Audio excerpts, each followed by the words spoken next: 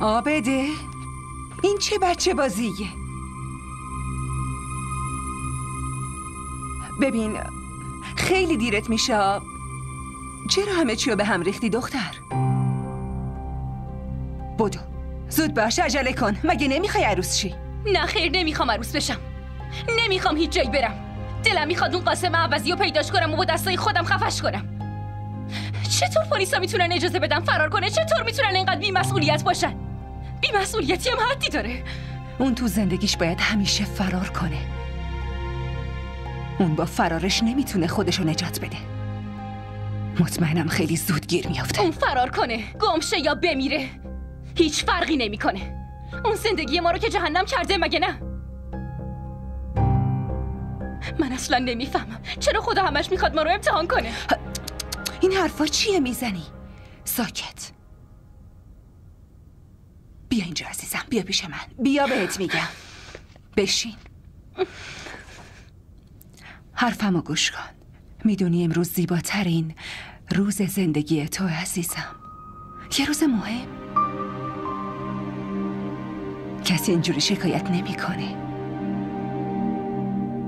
وقتی خداوند میخواد ما رو امتحان کنه، پس ما باید ازش سربلند بیرون بیاییم. تو خودت بهم بگو، هیچ وقت فکرش هم میکردیم که مراسم عروسیت اینقدر قشنگ و مجلل باشه؟ عمو عرفان که حق دوستیشو خیلی خوب ادا کرد، اما خاله بتول چه اتفاقایی که براش نیفتاد، ولی اصلا اخلاقش تغییر نکرد. خداوند اونو اینقدر سنگ دل آفریده که نمیتونم درک کنم. ولی من میتونم درکش کنم. اون روحام و عروجو خیلی دوست داره.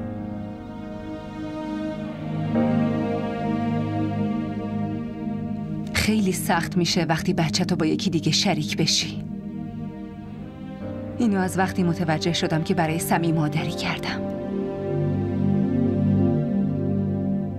وقتی سمی یه مدت خیلی طولانی تو بغل خاله فهیمه میمونه، من یه جور عجیبی بیقرار میشم.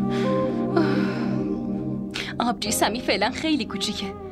من میتونم حساسیت تو رو در مقابل اون درک کنم، اما اصلا نمیشه با داداش روحام و عروج مقایسش کرد. حالا ببین، از حساسیت زیاد به اینا یه روز دیوونه میشه. چی داری میگی؟ اون مامان روحامه و مادر شوهر جناب عالی.